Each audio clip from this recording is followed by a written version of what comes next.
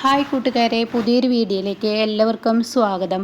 അങ്ങനെ രഘുവിൻ്റെ മുന്നിൽ സുശീല കാര്യങ്ങളൊക്കെ പറയുമ്പോൾ രഘു പറയാണ്, നിങ്ങളുടെ നാക്ക് വളച്ചൊടിക്കാൻ എനിക്ക് കഴിയുമെന്ന് കരുതിയിട്ട് ഇങ്ങനെയുള്ള അസഭ്യ വാക്കുകളൊന്നും ഞാൻ വിശ്വസിക്കില്ല. അതും സ്വന്തം മകനെ കുറിച്ചാണ് നിങ്ങൾ ഈ പറയുന്നതെന്ന് പറഞ്ഞു. രഘു എവിടെ നിന്ന് ഇറങ്ങുമ്പോൾ അങ്ങനെ അങ്ങ് പോയാലോ, ഇനി അങ്ങനെ അങ്ങ് പോകല്ലേ, ഇന്ദ്ര ഇപ്പോൾ വരും, ഇന്ദ്രനെ കാണാനല്ലേ വന്നത്, ഈ വീട്ടിൽ ആരും ഇല്ലാത്ത സ്ഥിതിക്ക് ഇനി ഞാൻ നിൽക്കുന്നില്ല, ഞാൻ ഇന്ദ്രനെ പുറത്ത് വെച്ച് കണ്ടോളാം എന്ന് പറഞ്ഞിട്ട് സുശീലയുടെ മുന്നിൽ രഘു കാറെടുത്ത് പോകുമ്പോൾ ഉടൻ തന്നെ സുശീല ചിന്തിക്കുകയാണ്, ആ മാഷിനെയാണ് ഞാൻ പ്രതീക്ഷിച്ചത്, മാഷ് വരികയായിരുന്നെങ്കിൽ ഇന്ദ്രൻ്റെ ചീറ്റ് ഇപ്പോൾ ചീന്തിയിരുന്നു, എന്തായാലും അത് സംഭവിച്ചില്ല, ഇവനാ വന്നത്, അത് മതി എന്നിങ്ങനെ സ്വയം ചിന്തിക്കുന്നുണ്ട് കേട്ടോ. പിന്നീടാണെങ്കിലോ ഇങ്ങനെ മാഷിനെയാണ് കാണിക്കുന്നത്. മാഷ് രാമനാഥനെ കാണാൻ പോയിരിക്കുകയാണ്. അങ്ങനെ രാമനാഥനോട് പറയണേ, വല്ലാത്തൊരു അനുഭവം തന്നെയാണ് എൻ്റെ മകൾക്ക് കിട്ടുന്നത്, അവനെ വേണ്ടെന്ന് വെച്ചിട്ടും വീണ്ടും എൻ്റെ കുഞ്ഞിനെ തന്നെ ഇങ്ങനെ പരസ്യമായി ആളുകളുടെ മുന്നിൽ വെച്ച് ദ്രോഹിക്കാൻ ശ്രമിക്കുമ്പോൾ ഞാൻ എന്താ ചെയ്യേണ്ടത് എനിക്ക് തന്നെ അറിയില്ല, എന്തൊരു സ്ത്രീയാണ് അവരും അവരുടെ മകനും. എന്നാൽ ഈ സമയം എൻ്റെ മകളോട് ഞാൻ പറയാനിരിക്കുകയായിരുന്നു, ഇന്ദ്രൻ്റെ മനസ്സ് മാറി നല്ലൊരു മനുഷ്യനാണെങ്കിൽ അവൻ്റെ കൂടെ ഒരു ജീവിതം കൂടി ആയിക്കോട്ടെ എന്ന് പറയാൻ ഉദ്ദേശിച്ച എൻ്റെ നാക്ക് ഇനി അതിന് വഴങ്ങില്ല, അവനുമായി ഒരു ജീവിതം വേണ്ട, അവനും അവൻ്റെ അമ്മയും കിടന്ന് കളിക്കുന്ന കളികൾ. അത് കേൾക്കുന്ന രാമനാഥൻ പറയണം, ഒരിക്കലും ഇന്ദ്രൻ ഇതിന് പങ്കാളിയാവുമെന്ന് തോന്നുന്നില്ല, ആ സ്ത്രീ കളിച്ച് കളിയായിരിക്കും, എന്നാലും എൻ്റെ മാഷെ സ്വന്തം മകനെ വിറ്റ് ഇങ്ങനെയൊക്കെ ജീവിക്കുന്ന ഒരു അമ്മ എവിടെയെങ്കിലും ഉണ്ടാകുമോ? ആ സ്ത്രീ അത് നല്ല അതിനുവേണ്ടി എന്തും ചെയ്യും, അവരുടെ ലക്ഷ്യത്തിന് വേണ്ടി അവരുടെ മുന്നിൽ ആരൊക്കെയാണോ, അത് മക്കളാണെങ്കിൽ പോലും അതും വെട്ടിക്കളയും എന്ന് പറയാൻ കേട്ടോ. പിന്നീടാണെങ്കിൽ പ്രതിഭയാണ് കാണിക്കുന്നത്. പ്രതിഭ ടെൻഷൻ അടിച്ചിരിക്കുമ്പോൾ ഉടൻ തന്നെ സത്യം പറയണേ, എന്തിനാ നീ ഇങ്ങനെ ടെൻഷൻ അടിക്കുന്നത്, നിൻ്റെ കയ്യിലിരിപ്പ് കൊണ്ടാണ് ഇതൊക്കെ ഉണ്ടായത്, അവനവനെ സൂക്ഷിക്കാൻ അവനവനക്ക് അറിയില്ലെങ്കിൽ പിന്നെ മറ്റുള്ളവർ എന്തും ചെയ്യാൻ മടിക്കത്തില്ല, അതിന് ചിന്തിക്കണം എന്ന് പറയുമ്പോൾ ഉടൻ തന്നെ പ്രതിഭ പറയും, ഞാനാണ് തെറ്റ് ചെയ്തതെന്ന സത്യേട്ടൻ പറയുന്നത്. അപ്പോൾ സോനയും ശ്യാമൊക്കെ ഉണ്ട് കേട്ടോ. അങ്ങനെ ഞാൻ പറഞ്ഞില്ല, പക്ഷേ അവരുടെ ഫോൺ ലോക്ക് ചെയ്യാനുള്ള ആ ഉത്തരവാദിത്തം നിന്നിൽ വേണമായിരുന്നു, പിന്നെ ഇവിടെ യാതൊരു തെളിവുകളും ഇല്ല, അതുകൊണ്ട് തന്നെ ആരെയും കുറ്റപ്പെടുത്താനും പറ്റില്ല. അപ്പം ഞാനാ ചെയ്തു വരുന്നത് എന്ന സത്യേട്ടൻ പറയുന്നത്, ഞാൻ ഇന്ദ്രേട്ടനെ അങ്ങനെ കൊടുക്കുമോ, ഞാൻ സത്യത്തിൽ ഈ ഒരു സംഭവം തന്നെ, ഈ അവിഹിതം തന്നെ ഞാൻ അറിഞ്ഞിട്ടില്ല, പിന്നെയല്ലേ ഞാൻ ഇങ്ങനെയൊക്കെ വിളിച്ച് പറയും, ഇന്ദ്രേട്ടൻ ലോഡ്ജിലുള്ളത് പോലും ഞാൻ അറിഞ്ഞിട്ടില്ല, പിന്നെ ഇങ്ങനെ. അപ്പോൾ ഷ്യാമു പറയണേ, എന്തായാലും സംഭവം പ്രതിഭയെ കുറ്റം പറയാൻ പറ്റത്തില്ല. അപ്പോൾ ഉടൻ തന്നെ സോന പറയണേ, ഇതിപ്പോൾ പ്രതിഭയെ നീ ഇപ്പോൾ നിൻ്റെ അടുത്ത് പറ്റിയ തെറ്റ് തന്നെയാണ്, കാരണം നീ നിൻ്റെ ഫോൺ ലോക്ക് ചെയ്തില്ല, അപ്പോൾ നിന്നെപ്പോൾ സത്യമായിട്ട് കുറ്റം പറഞ്ഞതല്ല എന്ന് പറയുമ്പോൾ ഉടൻ തന്നെ ഇവിടെ വേറെ ആരാ, 2 പേരുണ്ടായിരുന്നു, ഒന്ന് നിൻ്റെ അമ്മ, ഒന്ന് നീ എന്തായാലും അങ്ങനെ ചെയ്തിട്ടുണ്ടോ, ഉണ്ടെങ്കിൽ പറ, നീയാണ് ഇത് വിളിച്ച് പറഞ്ഞത്. അപ്പോൾ സോന പറയാം, അയ്യോ ഞാൻ അറിഞ്ഞിട്ട് പോലുമില്ല, അപ്പോൾ പിന്നെ അറിഞ്ഞതെല്ലാം നിൻ്റെ അമ്മയാണ്, അപ്പോൾ നിൻ്റെ അമ്മ തന്നെയാണ് ഇത് ചെയ്തിട്ടുള്ളത് എന്ന് എല്ലാവർക്കും മനസ്സിലായി എന്ന് പറയുന്നു കേട്ടോ. അപ്പോൾ ഇത് കേൾക്കുന്ന സത്യം പറയണേ, അത് ശരിയാണ്, എൻ്റെ അമ്മയാണ് ഇങ്ങനെയുള്ള പ്രവൃത്തി ചെയ്യത്തുള്ളൂ എന്ന് എനിക്ക് നന്നായി അറിയാം, പക്ഷേ അത് തെളിയിക്കാൻ എന്നെക്കൊണ്ട് പറ്റത്തില്ല, അതുകൊണ്ട് പ്രതിഭയെ നിന്നെ കുറ്റപ്പെടുത്താൻ എനിക്ക് കഴിയുകയുള്ളൂ, തെളിയിക്കാൻ പറ്റാത്ത ഒരു കാര്യം ഞാൻ വെറുതെ വാദിച്ച് ജയിക്കാൻ നിൽക്കുന്നതിനേക്കാൾ നല്ലത് തല താത്തിപ്പിടിക്കുക തന്നെയാണ്. അപ്പോൾ അത് കേട്ട് സുശീല വരികയാണ് കേട്ടോ. സത്യ, നിനക്കിപ്പോൾ എന്താ അറിയേണ്ടത്, ഇന്ദ്രനെ അവിഹിതമുണ്ടെന്ന് പറഞ്ഞ് പോലീസ് സ്റ്റേഷനിലോട്ട് വിളിച്ച പ്രതിഭയുടെ ഫോണിൽ നിന്ന് വിളിച്ച ആ വ്യക്തി ആരാണെന്നല്ലേ നിനക്കറിയേണ്ട, ആ വ്യക്തി ഞാൻ തന്നെയാണ്, അതങ്ങ് സമ്മതിച്ചാൽ നിൻ്റെയും നിൻ്റെ ഭാര്യയുടെയും മറ്റുള്ളവരുടെയൊക്കെ പ്രശ്നം തീരുമെങ്കിൽ ഞാനതങ്ങ് സമ്മതിച്ചോളാം. അത് പറയുന്ന സത്യം അതെന്താ അങ്ങനെ ഒരു സംസാരം, അമ്മയാണ് അത് ചെയ്തത്, അത് കേട്ട ഉടനെ അതെ ഞാൻ തന്നെയാണ് അത് ചെയ്തതെന്ന് പറയുന്നു കേട്ടോ. എന്നാൽ ഈ സമയം അത് ഷ്യാമിന് കേട്ട് നിൽക്കാൻ കഴിയില്ല. ഷ്യാമ് പൊട്ടിത്തെറിച്ചും കൊണ്ട് അങ്ങ് സുശീലയുടെ മുന്നിലോട്ട് വന്നിട്ട് പറയാണ്, നിങ്ങളൊരു സ്ത്രീയാണോ, ഒരു അമ്മയാണോ, ഒരു മകനോട് ചെയ്യുന്ന പ്രവൃത്തിയാണ് നിങ്ങളിത് ചെയ്തിരിക്കുന്നത്, ഇങ്ങനെ വൃത്തികെട്ട ഒരു പ്രവൃത്തി ആരെങ്കിലും ചെയ്യുമോ? അത് കേട്ട ഉടനെ നിയന്ത്രണ എൻ്റെ നേരക്ക് നിന്ന് കുരക്കുന്നത്. അപ്പോൾ ഉടൻ തന്നെ ക്ഷമേട്ട ഒന്നും മിണ്ടാതിരിക്കുക. അപ്പോഴേക്കും സുശീല പറയണേ, എടി കുരക്കുന്ന പട്ടിക്ക് അടിക്കാറില്ല, അതിന് എനിക്കറിയില്ല.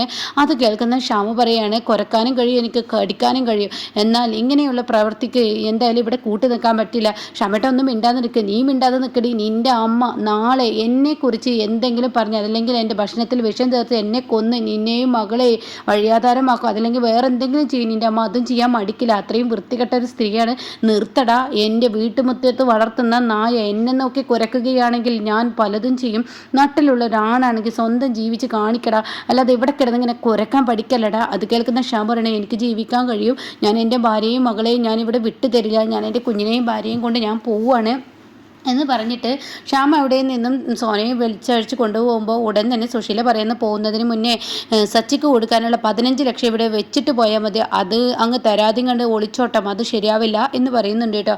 പിന്നീട് ശ്യാം തൻ്റെ ബാഗൊക്കെ ഇങ്ങനെ പാക്ക് ചെയ്യാണ്. ആ സമയം സത്യം വല്ലാത്തൊരു കഷ്ടം, എന്താ ഈ സ്ത്രീയോട് പറയുക എന്നുള്ള ഭാഗത്ത് സത്യം ഉണ്ടാതെ നിൽക്കുകയാണ്.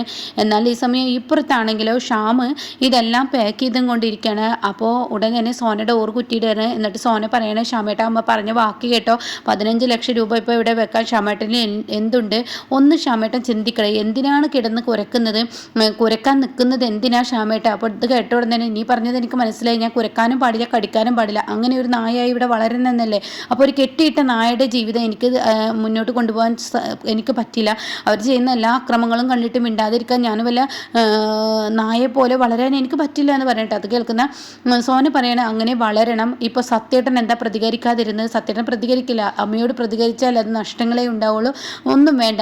ഈ പറയുന്ന ഇന്ദ്രേട്ടൻ ഇനിയിപ്പോൾ ഇവിടെ കടന്നു വരും. ഇന്ദ്രേട്ടൻ ചെയ്യാൻ പോകുന്നത് എന്ത്? അമ്മ ചെയ്തതാണ്. ഇവിടെ എല്ലാവർക്കും അറിയാം, സത്യത്തിനും എനിക്കും മറ്റുള്ളവർക്കും ഒക്കെ അറിയാം ഇത് അമ്മയാണ് ചെയ്തതെന്ന്. എന്നിട്ടും എല്ലാവരും മിണ്ടാതെ നിൽക്കുന്നത് എന്താ? അമ്മയെ പേടിച്ച് തന്നെ. അമ്മയുടെ വാക്കുകൾക്ക് എല്ലാവരും മൂല്യം കൽപ്പിച്ച് തലകുനിച്ച് നിൽക്കുന്നത് എന്താ? കാര്യങ്ങൾ നടന്നു പോകണം, അത്രയേ ഉള്ളൂ. വെറുതെ പ്രശ്നം ഉണ്ടാക്കാൻ നിന്നിട്ട് കാര്യമില്ല. അതുകൊണ്ട് നിങ്ങളൊന്ന് ഒതുങ്ങുക എന്ന് പറയാൻ കേട്ടോ. എന്നാൽ ഈ സമയം ഇത് അംഗീകരിക്കാൻ ശ്യാമിന് കഴിയില്ല. ശ്യാമു പറയണ ആരും കുരച്ചു പോകും, നിൻ്റെ അമ്മയുടെ നേർക്ക് കടിക്കുകയും ചെയ്യും എന്നൊക്കെ പറയുന്നുണ്ട്. നിങ്ങൾ അടങ്ങ് എന്ന് പറഞ്ഞ് സമാധാനിപ്പിക്കുന്നുണ്ട്. പിന്നീടാണെങ്കിൽ ഇന്ദ്രൻ കടന്നു വരുന്നു. ഇന്ദ്രൻ കടന്നു വരുമ്പോൾ സുശീല മുറ്റത്ത് നിൽക്കുന്നുണ്ട്. അപ്പോൾ സുശീല മകനെ കാണുമ്പോൾ, എന്തിനാടാ നീ ഇങ്ങോട്ടേക്ക് വന്നത്? നിൻ്റെ അളിയനോ നിൻ്റെ അനിയനോ നിന്നോട് പറഞ്ഞതാണോ ഇങ്ങോട്ടേക്ക് വരാൻ? ഇവിടെ വിട്ട് പോയതല്ലേ എന്ന് പറയുമ്പോൾ ഇന്ദ്രനൊന്നും മിണ്ടുന്നില്ല. ആ സമയം എന്താടാ ഞാൻ ചോദിച്ചതിന് മറുപടി ഒന്നുമില്ലേ? നീ ഇനിയിപ്പോൾ അപ്പോൾ ഇന്ദ്രൻ ചോദിക്കാൻ, എന്താ ഞാൻ ഈ വീട്ടിൽ നിൽക്കുന്നതിന് നിങ്ങൾക്ക് വല്ല പ്രശ്നമുണ്ടോ?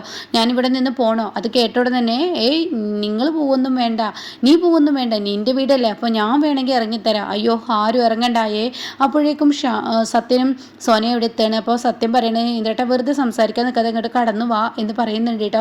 അപ്പോൾ ഉടൻ തന്നെ പറയണേ, എടാ നിൻ്റെ ആളിയനുണ്ടല്ലോ, ആ ആളിയൻ എല്ലാ ഉത്തരവാദിത്തങ്ങളും നിൻ്റെ തലയിൽ വെച്ച് ഓടാനുള്ള പരിപാടിയായിരുന്നു. അവൻ്റെ ഭാര്യയും വിളിച്ച് പോവാന്നാണ് അവൻ പറഞ്ഞത്. പണ്ടേ അവൻ ഉണ്ടാക്കി വെക്കുന്ന കടങ്ങൾ മറ്റുള്ളവർ വീട്ടുക എന്നുള്ളതാണല്ലോ ഇപ്പം നടന്നുകൊണ്ടിരിക്കുന്നത്, അതാണ് ചെയ്തത്. അത് കേൾക്കുന്ന സോന ഇറങ്ങി വരികയാണ്. അമ്മേ വെറുതെ വാൽ തോന്നിയത് ഓരോന്ന് വിളിച്ച് പറയണ്ട. അമ്മ ഓരോ വാക്കുകൾ പറഞ്ഞ് ശ്യാമേട്ട അങ്ങനെ പറഞ്ഞു, പക്ഷേ ഞങ്ങൾ ഉണ്ടാക്കി വെച്ച കട ഞങ്ങൾ വീട്ടിൽ തന്നെ ഞങ്ങൾ പോകത്തുള്ളൂ. അതെന്തായാലും മറ്റുള്ളവരുടെ തലയിലോട്ട് കെട്ടിവെക്കാനുള്ള ആ പരിപാടി അല്ല. അവൻ മുങ്ങിയിട്ട് ഈ പറയുന്ന നിൻ്റെ പെങ്ങളെയും കുട്ടിയെയും നീ നോക്കേണ്ട അവസ്ഥ വരെ, എല്ലാവരും ഉത്തരവാദിത്തങ്ങളെല്ലാം നിൻ്റെ തലയിൽ ഇടാനുള്ള പരിപാടി തന്നെയാണ് ഇന്ദ്ര എന്ന് പറയുമ്പോൾ സത്യം പറയണേ, ഇന്ദ്രേട്ട വെറുതെ സംസാരിച്ച് വെറുതെ നേരം കളയാതെ ഇങ്ങോട്ടേക്ക് കയറി വരുന്നുണ്ടോ എന്ന് പറഞ്ഞിട്ട് ഇന്ദ്രനെ വിളിക്കുമ്പോൾ ഇന്ദ്രൻ അകത്തോട്ട് കയറി ചെല്ലാണ്. അപ്പോഴേക്കും സുശീല ചോദിക്കുകയാണ്, ഞാനൊരു കാര്യം പറയട്ടെ, നീ പോകുന്നതൊക്കെ കൊള്ളാം, നാളെ നിൻ്റെ അന്തിമ തീരുമാനം എടുക്കുന്ന ദിവസമാണല്ലോ, ആ അന്തിമ തീരുമാനത്തിൽ നീ എന്താ വിധി എഴുതാൻ പോകുന്നത്? അത് കേൾക്കുന്ന ഇന്ദ്രൻ പറയണ, അന്തിമ തീരുമാനം എടുക്കുക തന്നെ വേണം, ഇത് എഴുതുകയും വേണം, ഇനി വിധി എഴുതാതിരുന്നാൽ ശരിയാവില്ലല്ലോ എന്ന് പറയുമ്പോൾ സുശീലയ്ക്ക് ഒരു പേടിയൊക്കെ വരികയാണ്. അത് ഞാൻ എടുത്തിരിക്കും എന്ന ഒരു മുനയും വെച്ച് സംസാരമാകുമ്പോൾ അത് ശരിക്കും സുശീലയുടെ നെഞ്ചിൽ തകർത്തിരിക്കുകയാണ്. എന്നാൽ ഈ സമയം സോനയാണെങ്കിലോ, എന്തിനാ ശ്യാമേട്ടനെ വെറുതെ ഇങ്ങനെ ഓരോന്ന് പറഞ്ഞ് ദേഷ്യം പിടിപ്പിക്കുന്ന? ശ്യാമേട്ടനെ ഞാൻ ഒരു വിധത്തിൽ ഒതുക്കി നിർത്തിയിരിക്കുകയാണ് അമ്മേ. അത് കേൾക്കുന്നതിനോടുകൂടി, എടി എന്നോട് അവൻ നല്ലപോലെ നിന്നാൽ നിനക്കും നിൻ്റെ ഭർത്താവിനും ഇവിടെ ജീവിച്ചു പോവാം, അതല്ല എന്നോട് ധിക്കരിക്കാൻ നിന്നാൽ ഇത് തന്നെയായിരിക്കും ശിക്ഷ. അത് കേൾക്കുന്ന സോനയ്ക്ക് അത്ര അംഗീകരിക്കാൻ കഴിയില്ല. അതിനിടയ്ക്ക് സോന പറയുന്നുണ്ട്, ഇറങ്ങിപ്പോവാൻ കഴിയുന്നെങ്കിലും ഞങ്ങൾക്ക് ജീവിക്കാനും അറിയാം, പണ്ട് നമുക്ക് മകൾ തെളിയിച്ച് കാണിച്ചു തന്നല്ലോ, അത് തെളിയിച്ചതേ നിൻ്റെ ശ്യാമമോളെ നോക്കാൻ ഞാൻ വന്ന് നിന്നതുകൊണ്ടാണ്, ഞാൻ നോക്കാൻ വന്ന് നിന്നില്ലെങ്കിൽ നീ എന്താടി കാട്ടുക എന്ന് അതിനിടയ്ക്ക് പറയുന്നുണ്ട് കേട്ടോ. എന്നാൽ ഈ സമയം ഇപ്പുറത്ത് രഘു വന്നിരിക്കുകയാണ്. അപ്പോൾ ഇതിനിടയ്ക്ക് അമ്പിളിയും ചീരും ഇങ്ങനെ പച്ചക്കറി കട്ട് ചെയ്യുന്നുണ്ട്, അവിടെ അനുപമയുണ്ട്. അപ്പോൾ അവർ തമ്മിലിങ്ങനെ സംസാരിക്കുന്നുണ്ട് കേട്ടോ. അപ്പോൾ അവർ പറയുന്നുണ്ട്, എന്തായിരിക്കും അച്ഛൻ നമ്മളോട് ഇത്ര ദേഷ്യമൊക്കെ കാണിക്കുന്നത് എന്ന് നമ്മളിങ്ങനെ പറയുമ്പോൾ ഉടൻ തന്നെ ചീരി പറയണം, അച്ഛൻ അങ്ങനെ ആരോടും ദേഷ്യമില്ല, ഇനിയിപ്പോൾ ഞങ്ങളുള്ളതുകൊണ്ട് അച്ഛൻ ഇങ്ങോട്ടേക്ക് വരാത്തത് അതായിരിക്കും എന്ന് പറയുമ്പോൾ അതൊന്നും ആയിരിക്കില്ല എന്ന് പറയുന്നുണ്ട് കേട്ടോ. അതൊന്നും ആയിരിക്കില്ല, അച്ഛൻ അങ്ങനെ ആരോടും ദേഷ്യമോ പിണക്കൊന്നും ചെയ്യാൻ അച്ഛന് കഴിയില്ല, അച്ഛൻ അങ്ങനെ ഒരാളാണ് എന്ന് അതിനിടയ്ക്ക് പറയുന്നുണ്ട്. എന്നാൽ ഈ സമയം വണ്ടി വന്ന് നിൽക്കുന്ന ശബ്ദം കേൾക്കുമ്പോൾ അമ്പിളി പറയാണ്, രഘുവേട്ടൻ വന്നിരിക്കുന്നു എന്ന് പറഞ്ഞിട്ട് പുറത്തോട്ട് ഓടുകയാണ്. അങ്ങനെ രഘു അകത്തോട്ട് കയറി വരികയാണ്. അപ്പോൾ രഘുവിനോട് ചോദിക്കുകയാണ്, എന്തായി പോയ കാര്യം, അവരാരെങ്കിലും കണ്ടോ എന്നിങ്ങനെ അമ്പിളിയും ചിരിയും കൂടി ചോദിക്കുമ്പോൾ ഉടൻ തന്നെ നമ്മൾ വിചാരിക്കുന്നത് പോലെയുള്ള കാര്യങ്ങളൊന്നും അല്ല അവിടെ നടക്കുന്നത്, അവിടെ കുറച്ച് സീരിയസ് ആണ് കാര്യങ്ങളൊക്കെ, കുറച്ച് വഷളാവുന്ന പ്രശ്നങ്ങളാണ് അവിടെ ഉണ്ടാകുന്നത്. അത് കേൾക്കുന്നതിനോട് കൂടി അനുപമ ചോദിക്കുകയാണ് എന്താണ് എന്ന് ചോദിക്കുന്നുണ്ട്. സത്യത്തിൽ അവർ ഈ പറയുന്ന നിനക്ക് ബന്ധമുണ്ടെന്നും എന്നിട്ട് അത് പിടിക്കപ്പെടാ യന്ത്രം വന്നു എന്ന് ഏതാ വിശ്വസിക്കേണ്ടതെന്ന് എനിക്കറിയില്ല എന്ന് പറയുമ്പോൾ ഉടൻ തന്നെ അങ്ങനെയൊന്നുമല്ല എന്ന് ചിരി പറയുന്നുണ്ട് കേട്ടോ. ഇവിടെ അവർ കളിക്കുന്ന കളിയാണ്. ആ സ്ത്രീ പലതും പറഞ്ഞ് മറ്റുള്ളവരുടെ മനസ്സ് മാറ്റാൻ ശ്രമിക്കുക സ്ത്രീയുടെ പ്രവൃത്തിയാണ്. അപ്പോൾ രഘു പറയണേ ഞാനും വിശ്വസിച്ചിട്ടൊന്നുമില്ല, സ്വന്തം മകനെ ഇങ്ങനെയൊക്കെ പറയുമോ എന്നിങ്ങനെ ചിന്തിക്കുന്നുണ്ട്. ഇതേ സമയം ഉടൻ തന്നെ ഇത് കേട്ട ഉടൻ തന്നെ ഇവിടെ പറയുന്നുണ്ട് അനുപമ എനിക്കും ഇഷ്ടം ഈ സത്യങ്ങളൊന്നും ഒരിക്കലും അങ്ങനെ ആവരുത് എന്നാണ്. ഈ ഇന്ദ്രേട്ടൻ എന്നെ രക്ഷിക്കാൻ വന്നതായിരിക്കണം എന്നുള്ളത് അറിയാൻ തന്നെയാണ് എനിക്കും ഇഷ്ടം, അങ്ങനെ തന്നെ ആയാൽ മതി എന്ന് പറയുന്നുണ്ട്. എന്നാൽ ഈ സമയം മാഷ് വന്നിരിക്കുകയാണ്. മാഷിന് വെള്ളമൊക്കെ കൊടുക്കുകയാണ്. ആ സമയം എന്താ അച്ഛ എത്ര നേരം വൈകിയത്? ഞാൻ രാമനാഥൻ്റെ വീട്ടിലോട്ട് പോയതാ. അപ്പോൾ അമ്പിളി ചോദിക്കുക ഞങ്ങളുള്ളതുകൊണ്ടാണോ? അതൊന്നല്ല, രാമനാഥനെ കാണണമെന്ന് തോന്നി. അപ്പോൾ അനുപമ ചോദിക്കുകയാണ് എന്താണ് എവിടെയും കുഞ്ഞിൻ്റെയും അവരുടെ കല്യാണത്തിൽ അവരുടെ അമ്മ വീട്ടിൽ എവിടെ കല്യാണം ഉണ്ടെന്ന് അങ്ങോട്ടേക്ക് പോയിരിക്കുക എന്നുള്ള സത്യം വെളിപ്പെടുത്താണ്. അതൊക്കെ കേൾക്കുന്നതിനോട് കൂടി ഉടൻ തന്നെ ശരിയെന്ന് പറയണേ. അപ്പോൾ അമ്പിളിയോട് ലച്ചു എവിടെയെന്ന് ചോദിക്കുന്നുണ്ട്. അകത്തുണ്ടെന്ന് പറയുന്നുണ്ട്. എന്നാൽ ഈ സമയം മാഷ് അവരോട് സംസാരിക്കാൻ തയ്യാറാവുന്നില്ല. അനുപമയ്ക്ക് ഒരു ഗ്ലാസ് ചൂടുവെള്ളം എടുക്കുക എൻ്റെ റൂമിലോട്ട് വെച്ചാൽ മതിയെന്ന് പറഞ്ഞിട്ട് മാഷ് അകത്തോട്ട് പോകുമ്പോൾ ഉടൻ തന്നെ രഘു വിളിക്കുകയാണ് അമ്മാവൻ ഇത്രയും വെറുക്കപ്പെട്ടവനായോ? അമ്മാവൻ വിളിച്ചപ്പോൾ എനിക്ക് ഫോൺ എടുക്കാൻ കഴിഞ്ഞില്ല. അത് സത്യം തന്നെയാണ്. കാരണം ഫോൺ എടുക്കാൻ പറ്റാൻ ഞാൻ കുളിക്കുകയായിരുന്നു. കുളി കഴിഞ്ഞ് വന്നപ്പോൾ അമ്മാവൻ ഫോൺ എടുത്തില്ല. അതോ പണ്ടത്തെ ഓർമ്മ വെച്ചിട്ട് എന്താവശ്യത്തിന് നിന്നെ വിളിച്ചതാണ്. പക്ഷേ പിന്നീടാണ് എനിക്ക് ഓർമ്മ വന്നത്. അപ്പോൾ വിളി വേണ്ടെന്ന് വെച്ചു. അത് കേൾക്കുന്ന അമ്പിളി പറയണേ അതിൻ്റെ സംസാരം കേട്ട് അച്ഛൻ ഞങ്ങൾ സംശയിക്കുകയാണോ? അച്ഛൻ ഇത്രത്തോളം ഞാൻ അകന്നു പോയോ, ഇത്രത്തോളം ഞങ്ങളെ അകത്തിയോ? അച്ഛൻ ആദിലിൻ്റെ വാക്കുകൾക്കാണോ മൂല്യം കൊടുക്കുന്നത്? അപ്പോൾ രഘു അത് ചോദിക്കുന്നു. അപ്പോഴേക്കും അനുഭവം വെള്ളവുമായി വരികയാണ്. മോളത് റൂമിൽ കൊണ്ട് വെച്ചാൽ മതി, ഇവിടെ വെള്ളം വേണ്ട, മരുന്ന് അവിടെയാണ് ഇരിക്കുന്നത്. എന്നിട്ട് പറയാണ് എനിക്ക് ആദിലിൻ്റെ സംസാരം കേട്ട് ഒരിക്കലും ഞാൻ നിങ്ങളെ സംശയിച്ചിട്ടില്ല. പക്ഷേ നിങ്ങൾ ഒരു കള്ളം ചെയ്യുമ്പോൾ അത് കള്ളമാണെന്ന് മറ്റുള്ളവർക്ക് തോന്നുന്ന വിധത്തിൽ ചെയ്ത് കഴിഞ്ഞാൽ അത് നിങ്ങൾക്ക് ബുദ്ധിമുട്ടാവും. അത് കേൾക്കുന്ന രഘു പറയാണ് അതിന് ഞങ്ങളുടെ പേരിലല്ലല്ലോ കട, ദാസങ്ങളിലോട് ചോദിച്ചു നോക്ക്. അത് കേൾക്കുന്നതിനോട് കൂടി മാഷി പറയണേ സ്വർണ്ണക്കടത്തുകാർ അതൊക്കെ അന്വേഷിച്ച് എന്നോട് പറഞ്ഞിരിക്കുന്നു. എന്നാൽ ആദിലിനെയും കൂടി നിങ്ങൾ വിശ്വസിപ്പിക്കുന്നത് നല്ലതായിരിക്കും. പക്ഷേ ഒരു കാര്യം ഞാൻ പറഞ്ഞേക്കാം, ആദിലിനെ വിശ്വസിപ്പിച്ച് നിങ്ങൾ മുന്നോട്ട് പോകുമ്പോൾ നിങ്ങളൊരു കാര്യം ചിന്തിക്കണം. നിങ്ങളുടേതല്ലാത്ത പങ്ക് നിങ്ങൾ കൈപ്പറ്റിയിട്ടുണ്ടെങ്കിൽ ദൈവം എന്ന കോടതി നാളെ നിങ്ങളെ വിചാരണ ചെയ്യപ്പെടും. ആ വിചാരണ ചെയ്യുന്നതിൽ ദൈവം നിങ്ങൾക്കൊരു ശിക്ഷ വിധിച്ചിട്ടുണ്ടാവും. ആ ശിക്ഷ എന്തെന്ന് ഓർക്കുന്നത് നല്ലതാണ് എന്നുള്ള ആ ഒരു സൂചനയും കൊടുത്ത് അവിടെ നിന്നും പോവുകയാണ് കേട്ടോ. മാഷ് അകത്തോട്ട് പോവാണ്. അപ്പോൾ രഘു പിന്നാലെ പോകാൻ നിൽക്കുമ്പോൾ അമ്പിളി പറയണ രഘു ഏട്ടാ അപ്പോൾ പോകണ്ട, ഇപ്പം അമ്മാവനോട് സംസാരിക്കേണ്ട, അത് പറ്റില്ല, എനിക്ക് അമ്മാവനോട് സംസാരിക്കണം എന്ന് പറഞ്ഞ ഉടനെ ചീരി പറയണേ വേണ്ട, എന്താണ് സംസാരിക്കാൻ പോകുന്നത് എന്നറിയാതെയും കണ്ട് ചിന്തിക്കാതെ എടുത്ത് ചാടി അച്ഛനോട് സംസാരിക്കാൻ പോകണ്ട, ഒന്ന് ആലോചിക്കുന്നത് നല്ലതാണ്. അത് കേൾക്കുന്ന രഘു പറയണേ ദേ അമ്പിളി നമുക്കിപ്പോൾ ഈ നിമിഷം ഇവിടെ നിന്ന് ഇറങ്ങാം, കാരണം ഇനി ഇവിടെ നിൽക്കണ്ട, ലച്ചുമോൾ ഇവിടെ നിന്നോട്ടെ, നമുക്ക് ദാസങ്ങളുടെ വീട്ടിലോട്ട് പെട്ടെന്ന് പോകാമെന്ന് പറഞ്ഞിട്ട് അമ്പിളിയും കൊണ്ട് അവിടെ നിന്ന് ഇറങ്ങുന്നുണ്ട്. ഇതേ സമയം ഇവരെല്ലാവരും ടെൻഷനാവുന്ന ആ ഒരു സീനിലാണ് എപ്പിസോഡ് നിർത്തിയിരിക്കുന്നത്. അതിനിടയ്ക്ക് മാഷിനോട് രാമനാഥൻ പറയുന്നുണ്ട് സുശീലയെ കുഴി വെട്ടി മൂടിയിട്ടാണെങ്കിലും സുശീലയുടെ ജീവൻ കളഞ്ഞിട്ടാണെങ്കിലും അവർക്കൊരു നല്ല ജീവിതം ഉണ്ടാവട്ടെ, ദൈവം ഒന്നും കാണാതിരിക്കില്ലല്ലോ എന്നും പറയുന്നുണ്ട് കേട്ടോ.